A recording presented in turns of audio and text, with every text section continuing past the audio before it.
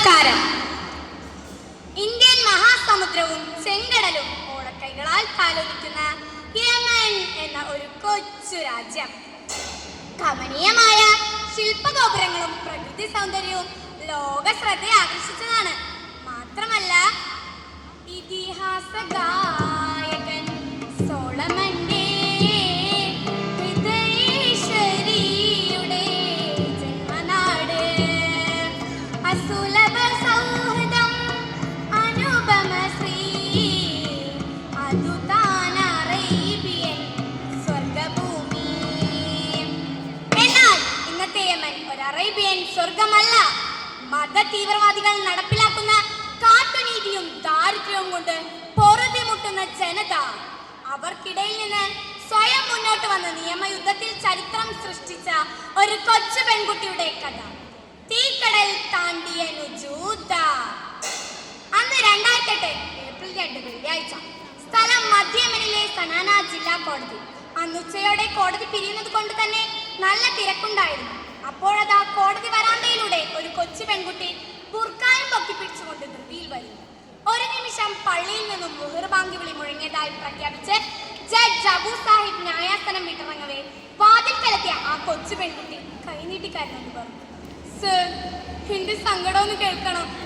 പറയൂ, മോൾക്ക് എന്താ വേണ്ടത്? അവൾ ചുറ്റും കണ്ണൊടിച്ചു. എനിക്ക് വിവാഹമോചനം വേണം. എന്ത്? നീ വിവാഹിതയാണെന്നോ? എത്ര വയസ്സായി? 10. എവിടെ വീട്? എന്താ പേര്? സനയിലാണെന്റെ ജന്മഗേഹം.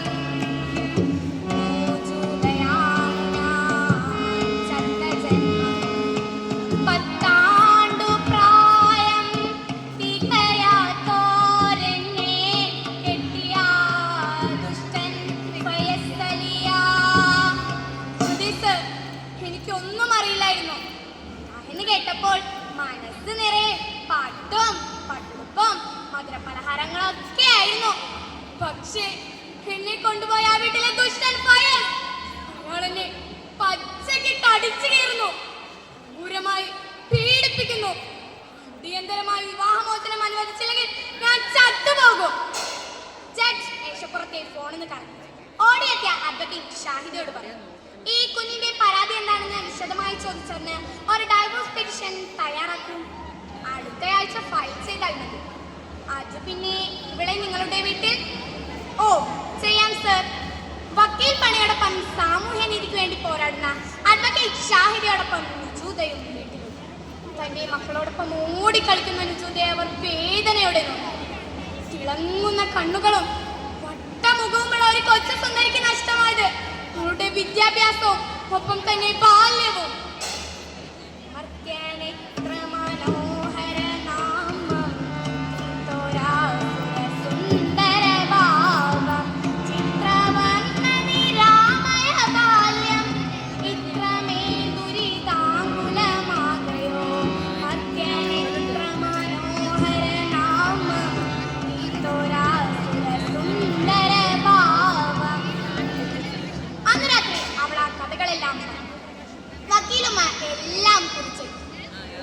നടുവിൽ നട്ടം തിരിയുന്ന ദരിദ്ര കുടുംബത്തിലെ 4ാമത്തവളാണ് ഞാൻ. വേണ്ട വേണ്ടാന്ന് മുറവിളി കൂട്ടിയാലോ പട്ടിണിക്കാർക്ക് പടച്ചറപ്പ് മക്കളെ വാരിക്കോരി കൊടുക്കാത്രേ. അങ്ങനെ വേണ്ടാതെ ജനിച്ചവളാത്രേ ഞാൻ. ആരോഗ്യം ക്ഷയിച്ച് ഉമ്മ പെറ്റിട്ട് എന്നെ അയൽക്കാരൊക്കെ നോക്കി പറയും, ഇത് ബാക്കിയാവൂല. എന്നാൽ സങ്കടം കുടിക്കാൻ ഞാൻ ബാക്കിയായി. സാരല്ല നുജൂദ, ഉമ്മാക്ക് നിക്കാഹിന് സമ്മതായിരുന്നോ? പെണ്ണിന്റെ സമ്മതം ആർക്ക് വേണം?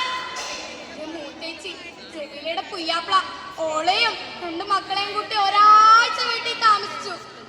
ഒരു രാവിലെ എണീച്ചു നോക്കിയപ്പോ ഓനെ കാണാനല്ല. 2ാമത്തേച്ചി സുൽഫത്തിനെയും കൂട്ടി ആ സ്ഥലം വിട്ടിരിക്കണോ. പണിക്കാരോട് പറഞ്ഞപ്പോ ഓര് പറയാ, ഓ, സുൽഫത്ത് കഴിച്ചതിന് നമ്മക്ക് എന്ത് ചെയ്യാനാന്ന്. ഇത് മാത്രം, ആ ദുഷ്ടൻ ഇടയ്ക്കിടയ്ക്ക് വന്ന് എന്തോ കടലാസിൽ ഒപ്പിടാൻ പറഞ്ഞ താത്തേനെ അടിക്കും, നിർബന്ധിക്കും.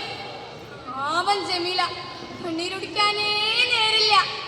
അല്ല വക്കീലേ, ഞാനൊന്ന് ചോദിച്ചോട്ടെ, പെണ്ണായി ജനിച്ചത് കൊണ്ട് കരഞ്ഞോ കണ്ണീരിനു പെണ്ണെന്നോതിയതേതൊരു മൗലവിയോ കൽവിൽ കനലാണെന്നാലും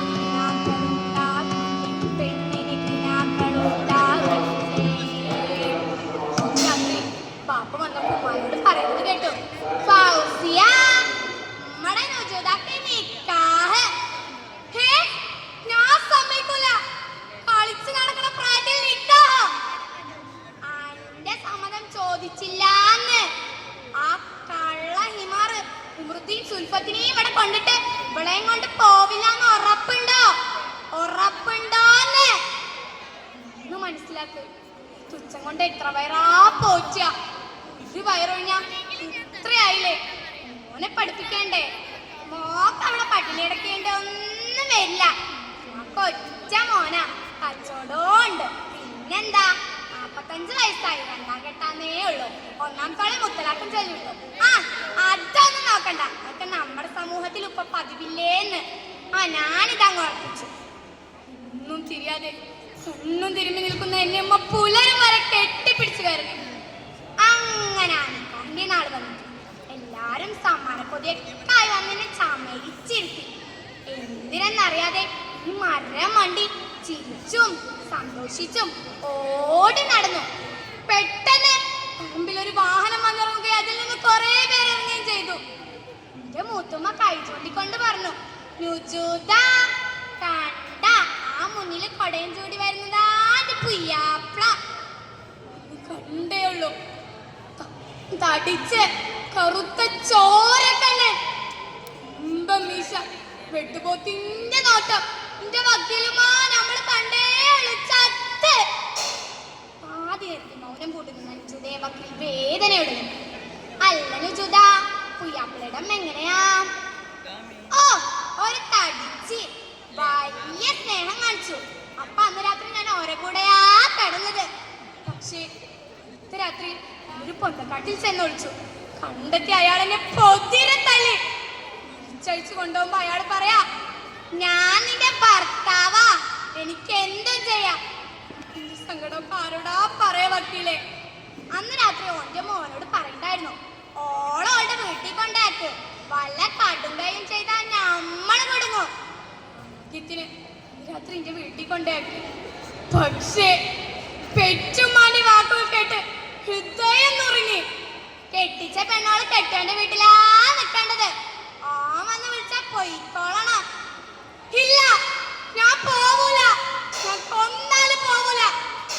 പിറ്റേ ദിവസം advocate Shahida divorce petition file ചെയ്തു. കേസിന്റെ 1ാം പ്രതി നുജൂദയുടെ വാപ്പയും 2ാം പ്രതി ഭർത്താവും.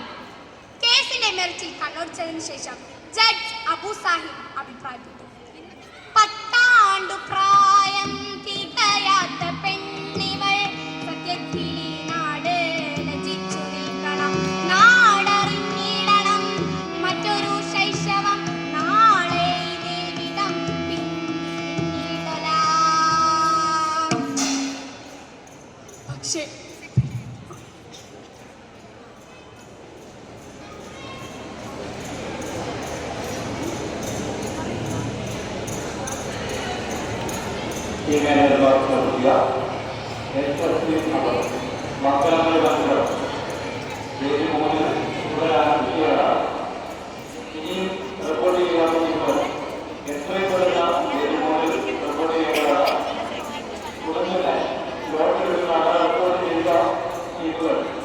ലോകത്തിലെ ഏറ്റവും ചെറിയ പ്രായത്തിൽ തന്നെ വിവാഹമോചന കേസ് ഫയൽ ചെയ്ത നുജൂദ പത്രമാധ്യമങ്ങളിലാകെ നിറഞ്ഞു. 2008 ഏപ്രിൽ 22 നുജൂദ കേസിന്റെ വിചാരണ ദിവസം. കുഞ്ഞു നുജൂദയെ നോക്കി വക്കീൽ ചോദിച്ചു, ഇഷ്ടമല്ലാത്ത വിവാഹമാണെങ്കിൽ എന്തുകൊണ്ട് എതിർത്തില്ല? എതിർത്തു, ഞാനും ഉമ്മയും ഒക്കെ എതിർത്തു. പക്ഷേ പെണ്ണുങ്ങളുടെ വാക്കിന് എന്ത് വില? ശരി, ഈ കുഞ്ഞിനെ താങ്കൾ ഉപദ്രവിച്ചിട്ടുണ്ട്. ഭർത്താവായ ഫയസ് ഉറപ്പിച്ചു പറഞ്ഞു, ഞാൻ ഒരു കുറ്റവും ചെയ്തിട്ടില്ല. മതവിധി പ്രകാരം ഞാൻ ഇവളെ നിക്കാഹ് ചെയ്തിട്ടുണ്ട്. കള്ളം, പച്ചക്കള്ളം. തലകാല ബോധം മറന്നു 2 ആഴ്ച കാലം 10 ഗൃഹത്തിൽ അനുഭവിച്ച പീഡനങ്ങളെല്ലാം അവൾ എണ്ണി എണ്ണി പറഞ്ഞു. കരഞ്ഞു കരഞ്ഞവൾ തളർന്നിരുന്നു. പിന്നീട് പിതാവിനോടായിരുന്നു വിസ്തരിച്ചത്. ആ പിതൃഹൃദയം തേങ്ങിക്കൊണ്ട് പറഞ്ഞു, 18 തികയുന്നവരെ ഇവിടെ തൊടില്ലെന്ന് ഉറപ്പിച്ച് പറഞ്ഞതാ. മോൾക്കിവിടെ പട്ടിണി കിടക്കേണ്ടതെന്ന് കരുതിയാ ഞങ്ങൾ ഇങ്ങനെ ചെയ്തത്. കോടതി എന്നോട് പൊറുക്കണം. എന്റെ മോളും. പിന്നീട് ഭർത്താവിനോടായിരുന്നു, ഈ വിവാഹമോചനത്തിന് സമ്മതമാണോ? അല്ല. 2008 ഏപ്രിൽ 28 നുജൂദ കേസിന്റെ വിധി പറയുന്നത് കോടതി ജനനിബിഡമായിരുന്നു. കേസിന്റെ 1ഉം 2ഉം പ്രതികളെ കുറ്റക്കാരല്ലെന്ന് കണ്ട് വെറുതെ വിട്ടിരിക്കുന്നു. പിന്നീട് ഹർജിക്കാരിയായ നുജൂദയ്ക്ക് വിവാഹമോചനം അനുവദിച്ചിരിക്കുന്നു. മാത്രമല്ല, പെൺകുട്ടികളുടെ വിവാഹപ്രായം 18ആയി കോടതി ഉത്തരവിടുന്നു. ചരിത്രമെഴുതിയ നിമിഷം, തിരുത്തിയെഴുതിയ നിമിഷം, വിലാപമൊടുങ്ങിയ നാടിൻ ചരിത്ര നിമിഷം, ചരിത്ര നിമിഷം. കാലത്തിനെത്ര മാറ്റം വന്നാലും മാറാത്ത ചില മനുഷ്യ മനസ്സുകൾക്ക് മുമ്പിൽ ഈ കൊച്ചു നുജൂദയെ സമർപ്പിച്ചുകൊണ്ട് ഞാൻ എൻ്റെ വാക്കുകൾ നിർത്തുന്നു. നന്ദി, നമസ്കാരം.